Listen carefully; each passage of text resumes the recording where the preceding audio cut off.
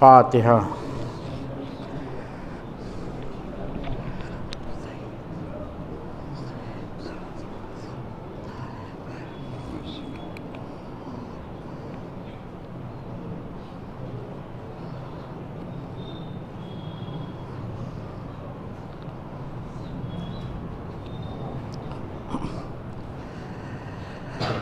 اعوذ باللہ من الشیطان اللعین الرجیم، بسم اللہ الرحمن الرحیم، الحمد للہ رب العالمین، والصلاة والسلام علی اشرف الانبیاء والمرسلین، سیدنا و مولانا ابوالقاسم محمد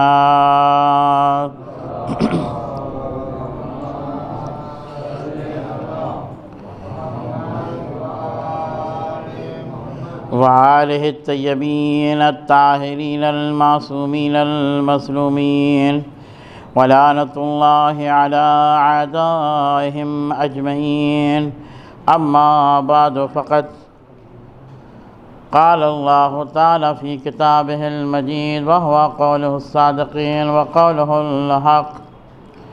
بسم اللہ الرحمن الرحیم، یومئذ یصدر الناس اشتاتا لیروا اعمالهم فمن یعمل مثقال ذرة خیرا یرہ ومن یعمل مثقال ذرة شرا یرہ۔ صلوات پڑھی محمد وآلہ۔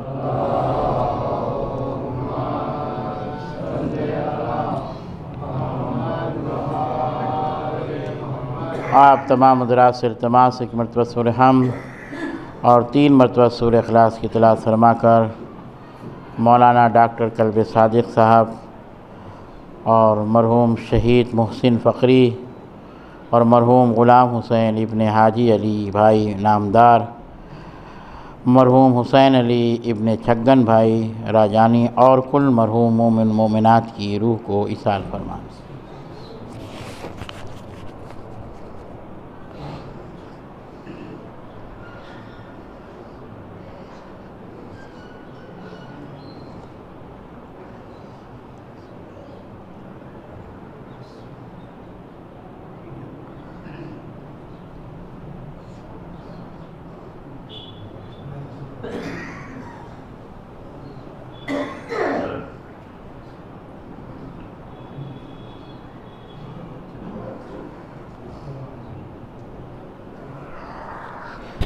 صلوات پڑھی محمد وآل محمد پر۔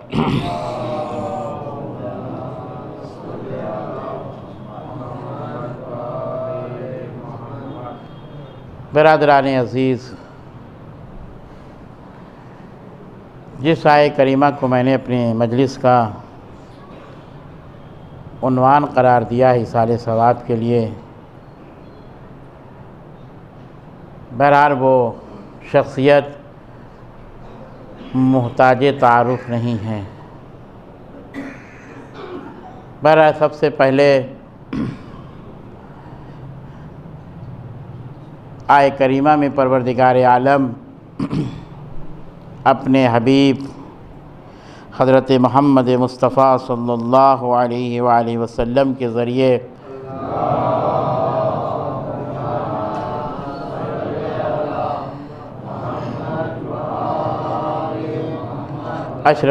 اشرف المخلوقات انسان کی طرف مخاطب ہو کے اعلان کروانا چاہتا ہے کہ یومئذ یصدر الناس اشتاتا لیروا اعمالهم، جب گروہ در گروہ انسان کے قبر سے نکلیں گے تو ان کے سامنے ان کے اعمال پیش کر دیے جائیں گے، اور وہ جیسا کر کے آیا ہے مثال کے طور پر اس کو ویسا ہی قبر میں دکھایا جائے گا۔ اگر نیکیاں کر کے آیا ہے تو نیکیاں، اگر برائی ہے تو برائی اسے قبر میں دکھائی جائے گی۔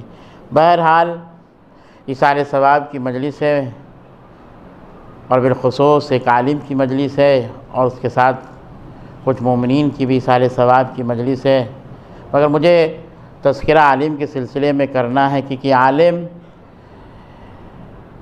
جس قوم میں بعمل عالم ہو وہ قوم ترقی کی منزل کی طرف قدم کو بڑھاتی ہے۔ اور واقعاً عالم بعمل ہونا چاہیے، ایسا عالم نہ ہو جو قوم کو پستی کی طرف لے جائے، بلکہ ہمیشہ عالم کی فکر اپنے جو فکر ہوتی ہے عالم کی، وہ اہل بیت سے ملتی ہوئی فکر ہوتی ہے، ذرا سے بھی کہیں کمی نہیں عالم کی فکر میں، کہ جو اہل بیت نے ارشاد فرمایا اسی حدیث کے مطابق اپنے علم کے ذریعے دنیا کے سامنے اپنے علم اور اپنے فنکار کا سب کے سامنے پیش کرنا چاہتا ہے، اور بتانا چاہتا ہے کہ اللہ نے اگر ہمیں علم کی دولت سے نوازا ہے تو ہم کسی کو بے علم نہیں رکھیں گے، یعنی سب کے پاس علم پہنچاتے رہیں گے۔ اور یہی طریقہ ہے انسان کے لیے کہ جب انسان کے پاس علم ہو تو اس علم کو بانٹنا چاہیے۔ ہر چیز بانٹنے سے گھٹ جاتی ہے، مگر علم بانٹنے سے کبھی نہیں گھٹتا، یعنی جتنا آپ علم تقسیم کریں گے اتنا ہی علم میں اضافہ ہوتا چلا جائے گا۔ آج دیکھیے برسوں سے مجلس سید الشہداء انسان سن رہا ہے، کیا جس عالم نے بیان کیا کیا اس کے علم میں کمی آئی؟ نہیں، علم میں اضافہ ہوا، ہر منزل بمنزل اضافہ ہوتا چلا گیا، اور اس منزل تک پہنچ گیا عزیزو کہ اگر ہمیں بغور اگر تاریخ کا مطالعہ کر کے دیکھا جائے تو مولا علی کو کہنا پڑا کہ یہ خطیب ہے سوسان، یہ بہترین خطیب ہے، بہترین بولنے والا ہے۔ تو عزیزو ہمیں تمام چیزوں کو مد نظر رکھنا ہے اور غور و فکر کرنا ہے کہ ہمارے عالم بعمل عالم کسے کہتے ہیں۔ بعمل اگر عالم دیکھا جائے تو بہت معتبر علماء جو ہمارے درمیان سے کوچ کر چکے ہیں، انہوں نے کبھی بھی نہ مکروہ سوچا، نہ کبھی مباح کام کو سوچا اپنے ذہن میں۔ یہ ہے وہ بعمل علماء کرام۔ دیکھیں مکروہ مباح انسان کر رہا ہے، مگر اس مکروہ اور مباح میں بھی اگر انسان ان چیزوں کو اگر چھوڑ دے، اگر مکروہات کو چھوڑ دے تو حرام خود بخود چھوٹ جائے گا انسان کا، حرام کی طرف وہ کبھی اپنے قدم کو نہیں آگے بڑھائے گا۔ مگر عزیزو ہمارے جو بڑے علماء ہیں انہوں نے واجبات اور مستحبات کے درمیان پوری زندگی کو گزارا، یعنی اگر انسان نے مستحب کام کو جب انسان انجام دے رہا ہے بنسبت وہ واجب کام تو ضرور انجام دے گا، جب ایک مستحب چیز کو انجام دے رہا ہے تو واجب کام کو بھی وہ ضرور انجام دیں گے۔ تو ہمیں ان تمام چیزوں کو اگر غور و فکر کر کے دیکھیں، ہمارے سامنے بہت سے عباس قمی علیہ رحمہ جنہوں نے پوری زندگی اپنی زندگی میں کبھی بھی انہوں نے مکروہ سوچا اور نہ کبھی مباح کا خیال لائے۔ تو ایسے علماء کرام ہمارے درمیان موجود ہیں، اور یہی نہیں عزیزو عالم بہت کچھ کر سکتا ہے۔ عالم کو یہ نہ کوئی سمجھے کہ عالم اس منزل میں، عالم ہر فیلڈ میں ہر طریقے سے کامیاب ہے۔ اگر آپ دیکھیں نقش و نگار کی بھی منزل میں اگر دیکھنا ہے تو آپ اٹھا کے دیکھیں شیخ طوسی نے کیا روضے کے نقشے نہیں بنائے؟ کیا ایک عالم نے بہترین نقشہ کھینچا روضہ، چاہے مولا علی کا روضہ ہو، چاہے امام علی رضا علیہ السلام کا روضہ ہو، یعنی ہر میدان میں۔ اور آج جو بینکنگ کا سسٹم چل رہا ہے آج دنیا میں، ایک عالم نے اسے ایجاد کیا، اور کون؟ باقر الصدر کی کتاب عالمی، یعنی اگر آپ دیکھیں اسلامی بینک کی جو کتاب ہے وہ چھپی بھی ہوئی۔ ہمیں غور و فکر کرنا چاہیے، سوچنا چاہیے کہ عالم اس منزل میں نہیں ہے، عالم اس منزل میں بھی ہے، مگر عزیزو تقوی کی منزل کے ساتھ ساتھ، اسی لیے قرآن نے بھی ارشاد فرمایا ہے کہ تقوی کے ساتھ علم حاصل کرو۔ اور واقعی جب انسان تقوی کے ساتھ علم حاصل کرے گا تو اس علم میں اضافہ ہوتا چلے جائے گا، اور علم اسی وقت آئے گا جب انسان تہذیب نفس کرے، یعنی تزکیہ نفس کرتا ہوا نظر آئے۔ کبھی نہ علم حاصل کرتے کرتے انسان کے دل میں کبھی یہ خیال نہ آئے کہ ہم سب سے زیادہ جاننے والے ہیں اور جتنے لوگ ہم سے کمتر ہیں علم کے میدان میں، تمام میدان میں۔ آپ نے دیکھا نا مولانا علی نقوی صاحب نے ایک جملہ کہا تھا کہ بس ایک عالم گاؤں میں تھا، 2 عالم تھے گاؤں میں، اور ایک عالم سمجھتا تھا کہ میں سب سے زیادہ پڑھا لکھا ہوا ہوں، میں انہیں کیوں جھک کر سلام کروں، میں کیوں ان کی تعظیم کروں، یہ میری تعظیم کرے۔ اگر عزیزو مرنے کے بعد کیا نتیجہ نکلا وہ آپ سب کے سامنے موجود ہے کہ جب تک وہ عالم نے معاف نہ کر دیا تب تک اس کی خطا معاف نہیں ہوئی۔ تو عزیزو ہمیں غور و فکر کرنا چاہیے، علم بھی انسان حاصل کرے تو اس طریقے سے کہ اس کے اندر کبھی حسد، کبھی جلن، کبھی کوئی چیز پیدا نہ ہونا چاہیے، اور جب یہی علم بڑھتا ہوا چلا جائے گا تو عزیزو وقت کا خمینی کبھی بنے گا، وقت کا سستانی کبھی بنے گا، وقت کا کئی فیاض باقری بنتا، کبھی وقت کا شیخ فیاض بنتے ہوئے نظر آئیں گے، محسن الحکیم بنتے ہوئے نظر آئیں گے، اور یہی عالموں نے صرف درباروں میں جا کر بھی کبھی جھکے نہیں عزیزو، چاہے جتنا بڑا دربار ہو، چاہے وہ سعودی حکومت جیسا دربار ہو۔ جب تاریخ کہتی ہے کہ جب محسن الحکیم صاحب اس زمانے میں 88-87 میں جب حج کرنے کے لیے گئے تھے، اس زمانے میں بھی تاریخ کہتی ہے کہ عجیب منظر ہے۔ دیکھیے عالم کے علم کا مطالعہ ہر جہاں دیکھتے ہوئے نظر آتا ہے، عالم کبھی کسی کے سامنے کمزور نظر نہیں آتا اگر علم ہے، اور جب علم تقوی کے ساتھ حاصل ہوتا ہے تو اس کے خدا کی طرف سے مدد ملتی ہے اور خدا اسے مدد دیتا ہے۔ اور کیا نتیجہ نکلا؟ جب یہ پہنچے ہیں تو شاہ فیصل نے دعوت دی کہ آپ آئیے ہمارے یہاں۔ انہوں نے پہلے ہی کہہ دیا تھا کہ ہم اپنے ہی پیسے سے حج کرنے جائیں گے، اور ہم کسی کے پیسے سے حج کرنے نہیں جائیں گے۔ چاہتے تو دنیا کے بڑے بڑے رئیسوں نے کہا تھا ہم اپنا پیسہ لگائیں گے، سعودی حکومت نے بھی کہا تھا ہم بھیج رہے ہیں اپنا ذاتی پلین، کہا نہیں میں بذات خود بنفس نفیس اپنے پیسے سے آؤں گا۔ اور جب پہنچے ہیں تو عزت و احترام کے ساتھ بلایا گیا میٹنگ میں، اور میٹنگ میں بلانے کے بعد سب آئے ہیں، اور وہاں کا جو پیش امام جو اندھا تھا اسے بھی بلایا گیا، وہ بھی تشریف لے آیا۔ مگر عزیزو عالم کا علم کا دیکھیں، علم کسے کہتے ہیں؟ سارا مجمع عالم کے خلاف بیٹھا ہوا، جو وہاں موجود ہیں وہ ہمارے مسلک کے نہیں ہیں۔ مگر عزیزو محبت کسے کہتے ہیں؟ اخلاق کسے کہتے ہیں؟ عزت دیکھیں جب اللہ بخشنا چاہتا، جب پہنچے وہاں تو تعارف کرایا گیا، یہ شیعوں کے سب سے بڑے عالم آیت اللہ اس زمانے کے، تعارف ہوا اسی میں سے جو ان کا سب سے بڑا پیش امام تھا جو اندھا تھا۔ اس نے کہا کہ ہم لعنت اس نے بھیجی۔ کہا لعنت کیوں آپ نے بھیجا؟ بھائی کسی مہمان کو بلانے کے بعد اس کو ذلیل کرے، دیکھیے ذلیل تو سوچ رہا تھا کہ ذلیل ہو جائیں گے، مگر عزیزو آپ غور دیکھیے گا قرآن سے جواب، قرآن نے بھی اس کا جواب دیا۔ جب اس نے کہا لعنت ہو، کہا کس بات کی لعنت؟ شاہ فیصل بھی ناراض ہوئے، کہا کہ شیعہ قرآن مجید میں یعنی وہ تفسیر جو بیان کرتے ہیں شیعہ، یعنی اس میں تعویل پیش کرتے ہیں، اور تعویل ہمارے یہاں صحیح نہیں ہے، قرآن کی کوئی تعویل بیان نہیں کر سکتا ہے۔ تو عزیزو وہ خاموش رہے، اور خاموش رہنے کے بعد پھر انہوں نے قرآن مجید کی ایک آیت پڑھی، کہا آپ بھی حافظ ہے؟ کہا ہاں میں بھی حافظ ہوں۔ کہا پھر اس آیت کا مطلب کیا ہے کہ جو اندھا دنیا میں ہوگا وہ قیامت کے دن بھی اندھا اٹھایا جائے گا؟ کہا نہیں اس کا مطلب یہ نہیں۔ کہا پھر اس سے مراد کیا ہے؟ کہا اس سے مراد تو پھر شاہ فیصل نے کہا آپ ہی سے سمجھائیے، اس مطلب اس آیت کا مقصد کیا ہے؟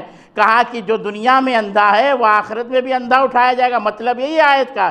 مگر جب تک آیت کی تعویل و تفسیر نہ پیش کی جائے آیت مکمل نہیں ہوگی۔ تو انہوں نے کہا کہ جو دنیا میں اندھا ہے وہ آخرت میں بھی اندھا اٹھایا جائے گا جس کے دل میں علی ابن ابی طالب کی محبت نہ پائی جائے۔ اور اس کے بعد تاریخ کہتی ہے بات بحث آگے بڑھی، ختم ہوئی، یہاں جو چاہتا تھا ذلیل کرنا، مگر عزیز و عز من تشاء و تذل من تشاء، خدا نے جسے خدا عزت بخشنا چاہے اسے کوئی ذلیل و رسوا نہیں کر سکتا ہے۔ وہ حافظ، وہ قرآن، وہ پیش امام جو سب سے بڑا تھا وہ خود ذلیل و رسوا ہو گیا۔ مگر عزیزو اسی گفتگو میں چلتے چلتے شاہ فیصل نے بھی کہا کہ آپ لوگ یعنی زری چاندی اور سونے کا بوسہ لیتے ہیں، جو ہم لوگ زری کا بوسہ لیتے ہیں، چاندی اور سونے کا بوسہ لیتے ہیں، اور یہ شرک ہے، یہ صحیح نہیں ہے۔ تو عزیزو آپ دیکھیں کہ عالم انہوں نے فوراً کس سے توسل کیا؟ کسی اور سے نہیں، باب الحوائج سے، باب المراد سے، کہا یا جناب ابو الفضل عباس آپ ہی ہمیں مدد کیجئے، کیونکہ ہم اگر علم سے ان کے جواب دے سکتے ہیں مگر یہ عالمانہ جواب سمجھ نہیں پائیں گے ہمارے، ایسا کوئی جواب پیدا کر دیجئے کہ ان کے جو انہوں نے کہا اس کا جواب مل جائے۔ اسی محفل میں، اسی مجمع میں کسی نے آ کے کہا شاہ فیصل سے کہ وہ قرآن جو سونے سے لکھا ہوا ہے وہ نسخہ ہمارے پاس ہے، ہم دکھانا چاہتے ہیں۔ تو وہ لے آیا گیا قرآن، غلاف میں لپیٹا ہوا تھا، سونے چاندی کے غلاف میں لپیٹا ہوا قرآن لایا گیا، اور لانے کے بعد جیسے ہی شاہ فیصل کے پاس پہنچا وہ کھڑا ہوا، کھڑا ہونے کے بعد بوسہ لیا، فوراً محسن الحکیم صاحب نے کہا کہ یہ بدعت ہے، یہ شرک ہے۔ کہا یہ کیسے؟ ہم نے تو قرآن مجید، ہم نے یہ شرک نہیں ہے، بدعت نہیں ہے۔ تب انہوں نے جواب دیا کہ جس طریقے سے تم نے قرآن، اس نے کہا کہ ہم نے اس زیور کو جو چاندی کا بنا ہوا کھول ہے ہم نے اس کو نہیں چوما بلکہ آیت کو چوما ہے، جو قرآن مجید کے اندر میرا مقصد وہی ہے۔ محسن الحکیم نے کہا بات واضح ہو گئی ہے کہ ہم زری نہیں چومتے ہیں، ہم سونا اور چاندی نہیں چومتے، بلکہ ہمارا بھی مراد وہی ہوتا ہے جو زری کے اندر دفن ہوتا ہے۔ صلوات پڑھیے محمد وآل محمد پر۔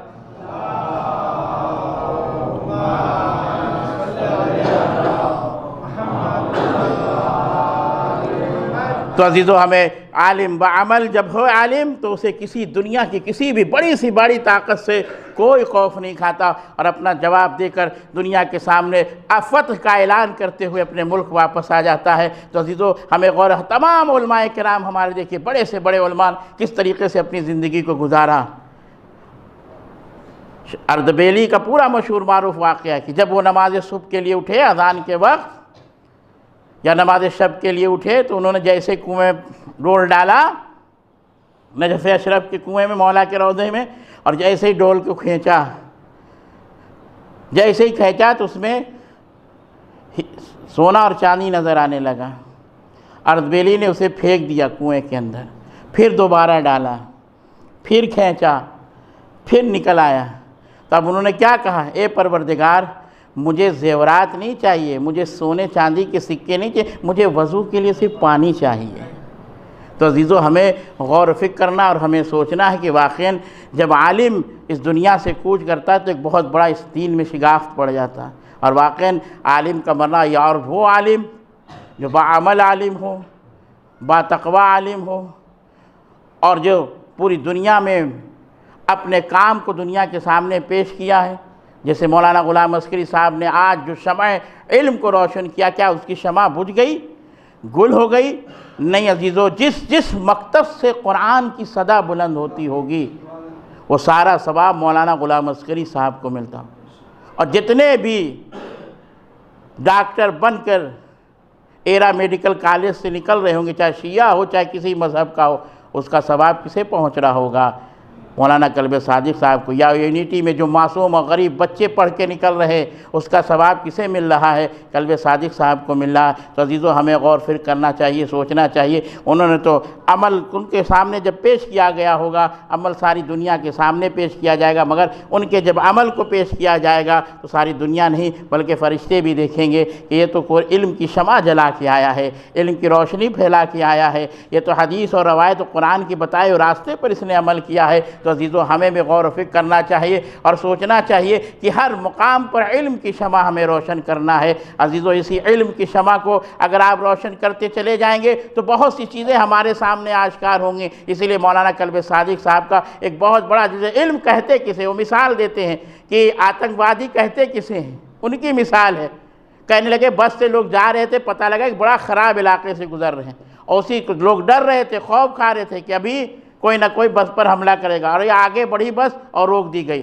اتارا جا رہا تھا، مارا جا رہا تھا کہ قرآن سناؤ، جس نے قرآن سنائے اسے چھوڑ دیا گیا۔ اس بس میں ایک ہندو بھی بیٹھا ہوا تھا اپنے بیوی کے ساتھ۔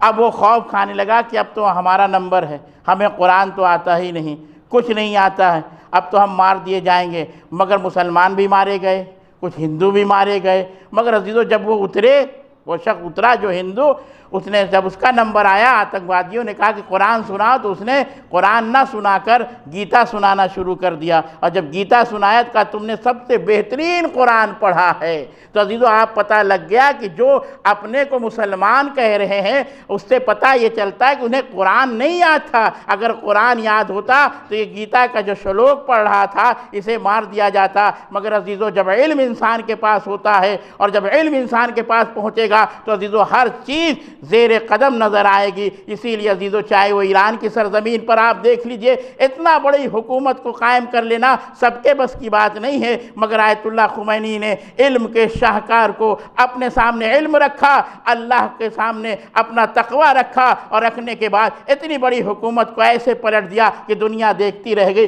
فرانس سے پلٹا ہے، دنیا سے نہیں پلٹا، ایران میں رہ کے نہیں پلٹا، بلکہ فرانس میں رہ کر اپنے علم کے ذریعے، اپنے کردار کے ذریعے، اپنے اپنے تقوی کے ذریعے، اپنے پرہیزگاری کے ذریعے ایران میں ایک ظالم بادشاہ کی حکومت کو پلٹ دیا۔ عزیزو، آج دنیا یہی سوچتی ہے عالم کچھ نہیں کرتا، مگر عزیزو عالم اپنے علم کے اعتبار سے، اپنے تقوی کے اعتبار سے، اپنے کردار کے اعتبار سے، اپنے اخلاق کے اعتبار سے اپنی زندگی کو گزارتا ہے، اور وہ کام کر جاتا ہے کہ برسہ برس نہیں، زمانہ باقی رہ جائے یا ختم ہو جائے، مگر اس کے علم کی شعاعیں جو اس نے جلائی ہے وہ آج بھی باقی رہے گی، کل بھی باقی رہے گی۔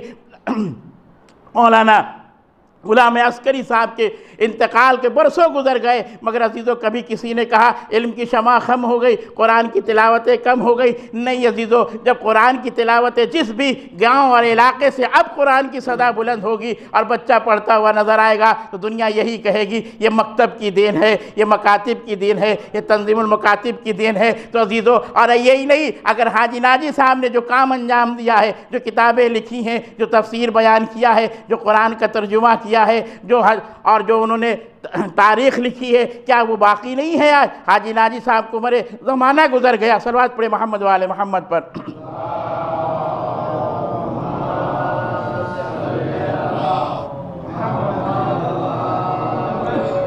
مگر آج پورا علم باقی ہے، سپردے خاک ہو گئے، مگر ان کا علم بولتا ہوا نظر آ رہا ہے۔ اور جتنے بڑے بڑے علماء، مفات الجنان اٹھا کر دیکھ لیجئے، آج عباس قمی علیہ رحمہ موجود نہیں ہیں، مگر ان کے علم بولتا ہوا نظر آ رہا ہے، ان کی کتابیں زندہ ہیں، انہیں زندہ کر رکھے۔ تو عزیزو، ہم بھی اس دنیا میں ایسا کام کر جائیں، وہ کام انجام دے جائیں کہ سب مٹ جائے مگر ہمارا کام باقی رہے۔ اگر نام کو زندہ رکھنا چاہتے ہیں تو اہل بیت کے دروازے سے وابستہ ہو جاؤ، قرآن کو اپنا سپر بنا لو، یقیناً تمہارا نام زندگی بھر زندہ رہے گا۔ کوئی چیز لکھ کے چلے جاؤ، کوئی چیز دے کے چلے جاؤ۔ تو عزیزو، یہ بڑے بڑے مکاتب اور بڑے بڑے مدارس کھلنے کے بعد آج کیوں حکیم امت کہے جاتے تھے؟ امت کے حکیم تھے، امت کی فکر تھی، اور یہی ان کی مثال، ایک بہت بہترین مثال انہوں نے دی کہ گمتی ندی جو لکھنؤ میں بہتی ہے، ایک شخص مچھلی مار مار کر دوسرے شخص کو دے رہا ہے، تو انہوں نے کہا مچھلی مار کے مت دو، بلکہ مچھلی مارنے کا سلیقہ سکھا دو اسے۔ کب تک اسے مچھلی مار کے دیتے رہو گے؟ اسے مچھلی پکڑنے کا طریقہ سکھا دو۔ تو عزیزو، ہمیں غور و فکر کرنا چاہیے اور سوچنا چاہیے کہ عمل کی زندگی کو، اگر ہمیں خدا کی بارگاہ میں جانا ہے تو وہ جزا نہیں دیکھتا ہے، وہ عمل دیکھنا چاہتا ہے کہ تم کیا کام انجام دے کے آئے۔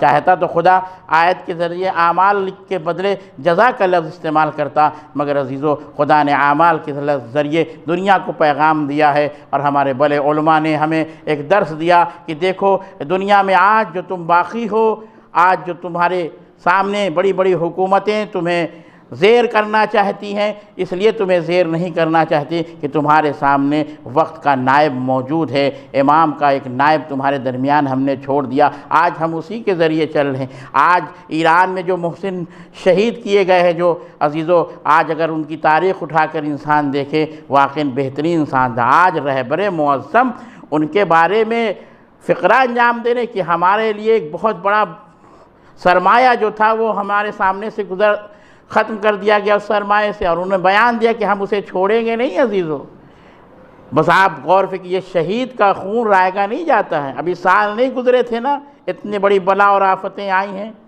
عزیزو، ہمیں غور و فکر کرنا چاہیے، سوچنا چاہیے کہ ہر چیز، انسان میٹھے چیز کو بہت خریدتا ہے۔ امرود کا زمانہ، مثال دیتا ہوں، امرود ہے میٹھا سب سمجھ کے خریدتا ہے، مگر اس میں نمک کیوں لگا رہے میٹھی چیز؟ تو عزیزو، ہمیں غور و فکر کرنا چاہیے اور سوچنا چاہیے کہ ہماری زندگی ایسے نہیں گزارنی، ہمیں بعمل بننا ہے، اور اس عمل کی منزل میں تھوڑا سا کام کر کے جاؤ تاکہ تمہیں یاد کیا جائے۔ آج اس مسجد کو جس نے بنایا، کیا بھلا دیا گیا اسے نہیں بھلایا۔ جس نے جو کام انجام دیا ہے، اگر ہم نے بھلا دیا تو خدا نے نہیں بھلایا، خدا ہمیشہ اسے زندہ و جاوید رکھتا ہے۔ اور عزیزو، واقعاً جو اہل بیت کی محبت میں مر جائے وہ شہید مرتا ہے، اسے کبھی بھی مردہ گمان نہ کرنا۔ یہ جو جانے والے ہمارے علماء کرام اس دنیا سے کوچ کر گئے، وہ شہید کے درجے پر فائز ہیں۔ بس یہی ہے عزیزو کہ ان کی ایصال ثواب کے لیے بس اتنا ہی کہنا ہے کہ ان کے جو بیٹے ہیں ان کو بس ہم تمام مومنین اور جماعت پالیتانہ کی طرف سے ہم سب ان کے سوگ میں اور ان کے غم میں شامل ہیں، اور یہی دعا کرتے ہیں کہ ان کو صبر جمیل عطا فرمائے، اور انہیں مولانا کلب صادق صاحب کو پروردگار جواہر ائمہ میں جگہ عنایت فرمائے۔ بس اپنی گفتگو کو سمیٹتا ہوں اور کہتا ہوں کہ ایصال ثواب کے لیے جن لوگوں نے بھی یہ مجلس کا انعقاد کیا، اور جس طریقے سے پوری دنیا میں صرف یہی نہیں ہو رہی، پوری دنیا یاد کر رہی۔ اگر آپ دیکھیے کس طریقے سے انسان ایک عالم کو یاد کرتا ہے، اور یہ یاد ہی کا نتیجہ عزیزو حسین سے درس حاصل کیا، اور واقعاً جب علی اکبر کو یا امام حسین کی کسی اور فرزند کے سلسلے میں روایت ہے جسے علی رضا رضوی صاحب نے بھی پڑھا ہے کہ جب قرآن کی امام حسین کی کسی اولاد کو قرآن کی تعلیم دی تو امام نے موتیوں سے منہ بھر دیا تھا۔ آج دنیا غور و فکر کرے، میں کہوں گا حسین موتیوں سے منہ کیوں بھر رہے؟ امام بتانا چاہتے کہ قرآن کی عظمت کیا ہے، یہ موتیوں کی کوئی قیمت نہیں ہے، مگر عزیز قرآن کی ایک لفظ کسی انسان نے، چاہے عام آدمی بھی کسی کو اگر بنا، یہ امت کا باپ ہے عزیزو، استاد باپ ہے امت ہمارا، جسے استاد نے پڑھایا وہ تمہارا باپ ہے، وہ تمہارا مربی ہے، تمہیں درس دینا چاہتا ہے۔ تو عزیزو یہ درس کہاں سے حاصل کیا؟ کربلا والوں سے۔ واقعاً حقیقت ہے کہ جب عالم اس دنیا سے جاتا ہے، اسی لیے شاعر نے کہا ہزاروں سال نرگس اپنے بے نوری پہ روتی ہے، بہت مشکل سے ہوتا ہے چمن میں دیداوری پیدا۔ تو عزیزو ہمیں واقعاً ہمارے درمیان ایک بہت بڑے عالم اور بہت بڑے فلسفی سمجھیے ہمارے درمیان سے گزر گئے، اور ہم دیکھتے رہ گئے، مگر عزیزو واقعاً ان کے جانے کا ہمیں ضرور صدمہ اور دکھ ہے، کیونکہ ایک شیعت کی سب سے بڑی جو پیلر جسے کہا جائے وہ ہمارے درمیان سے ختم ہو گیا۔ اب نہ جانے کون اس کے بعد آئے گا، مجھے نہیں پتہ ہے، کیونکہ آج تک کوئی ایسا پیدا ہونے کی کوشش تو کرے عزیزو اور غور و فکر کرے، شاید پھر خدا جیسے ایران میں رہبر خمینی کے بعد خامنائی کو دنیا اللہ نے سب کے سامنے پیش کیا، اس ہندوستان میں بھی شاید خدا کہیں چھپا رکھا ہو ایسا محب، ایسا ناصر، ایسا قوم کا ملت کو ایک جا کرنے والا کوئی اب نہیں ہے دنیا میں قوم میں، مگر عزیزو بس یہی دعا ہے پروردگار کی بارگاہ میں کہ اب ہماری قوم ایک ایسے مقام پر آ کے کھڑی ہوئی ہے کہ اس قوم کو خدا ہی بچا سکتی ہے، کیونکہ زمانہ پرآشوب ہو چکا ہے، دنیا کے حملات ہیں، دشمنوں کے حملے ہماری قوموں پر، مگر عزیزو جس قوم پر امام زمانہ کا سایہ ہو اس قوم کو کوئی نہیں مٹا سکتا ہے۔ بس عزیزو میں اب آخری جملہ کہنا چاہتا ہوں کہ حسین جب آخری رخصت کے لیے آئے ہیں خیمے میں تو عزیزو وہ کپڑا وہ لباس مانگا ہے، کہا فضہ وہ لباس ذرا لے کے آنا، مگر یاد رکھنا میری بہن زینب نہ دیکھ پائے۔ اللہ اللہ، فضہ وہ لباس لے کے آ رہی تھی، شہزادی نے وہ لباس دیکھ لیا اور دیکھنے کے بعد کہا فضہ بھائی کا کفن لے کے جا رہی ہو۔ اللہ اللہ، حسین نے اس لباس کو جگہ جگہ سے چاک کیا، اور چاک کرنے کے بعد تاریخ کہتی ہے کہ حسین اس لباس کو پہن کر نکل رہے ہیں، مگر عزیزو جب حسین خیمے سے باہر آئے ہیں تو عجب منظر ہے عزیزو، بیویوں نے رخصت کر دیا، حسین نے سب کو سلام تو کر دیا، فضہ تجھ پر میرا آخری سلام، رقیہ تجھ پر میرا آخری سلام، ام کلثوم بہن ام کلثوم تجھ پر میرا آخری سلام، زینب تجھ پر میرا آخری سلام۔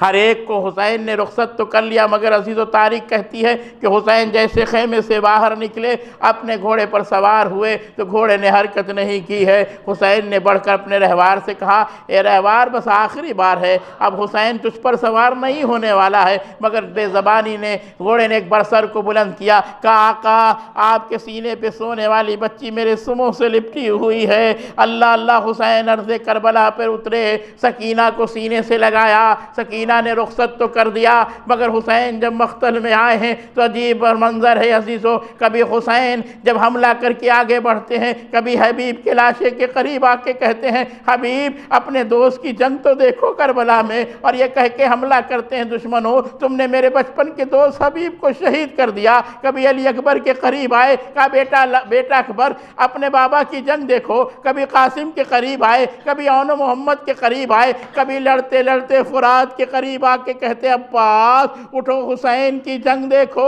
اے عباس صفین میں میں نے تمہاری جنگ دیکھی تھی، کربلا میں حسین کی جنگ دیکھو۔ اب حسین نے جو حملہ کیا، حاتب غیبی سے ندا آئی اے نفس مطمئنہ اپنے رب کی طرف پلٹا۔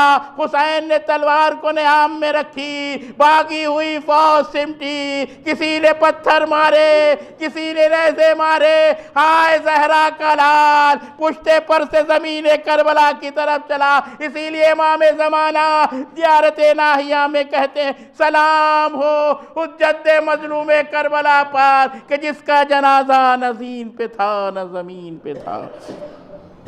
سیعلم الذین ظلموا ینقلبون انا للہ و انا الیہ راجعون۔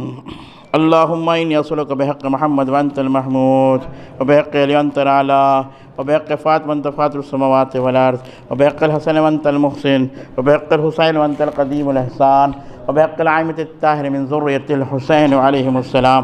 پروردگار تیری بارگاہ میں دست و دعا ہماری اس مختصر سی عبادت کو اپنی بارگاہ میں قبول مقبول فرما۔ جو مریض انہیں شفائے کاملہ عاجلہ فرما، جو مقروض ان کے قرض کو غیب سے ادا فرما۔ پروردگار اس مجلس کا ثواب مرحوم ڈاکٹر کلب صادق صاحب اور تمام مرحومین کے درجات میں اضافہ فرما۔ میرے معبود میرے پروردگار جتنے مومنین موجود ہیں ان کے بھی مرحومین کے درجات میں اضافہ فرما۔ میرے معبود میرے پروردگار تیری بارگاہ میں دست و دعا بلا اور مصیبت کا جو نزول ہے پروردگار اس بلا اور مصیبت سے تمام شیعان حیدر کرار کو محفوظ فرما۔ میرے معبود آیت اللہ سستانی صاحب رہبر معظم کو طول عمر عطا فرما۔ میرے معبود ایران عراق حزب اللہ کی حفاظت فرما۔ میرے معبود جہاں جہاں شیعان حیدر کرار موجود کی جان مال عزت آبرو کی حفاظت فرما۔ ہم سب کو کربلا معلیٰ کی زیارت نصیب فرما۔ ہمارے گناہ کبیران گناہ صغیران کو بخش دے۔ اے پروردگار ہمارے زیارت مقدسہ کی حفاظت فرما۔ اے میرے معبود تیری بارگاہ میں دست و دعا حجت خدا حضرت ولی عصر کی ظہور میں تعجیل فرما۔ ہم سب کو ان کے اعوان و انصار میں شامل فرما۔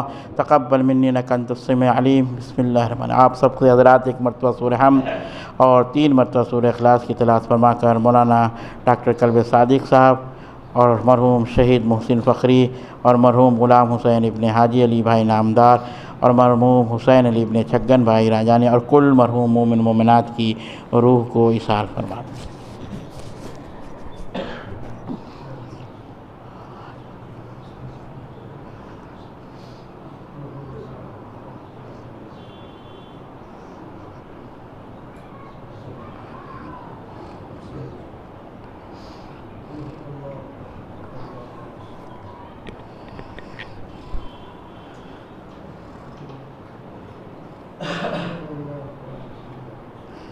اوپر ہی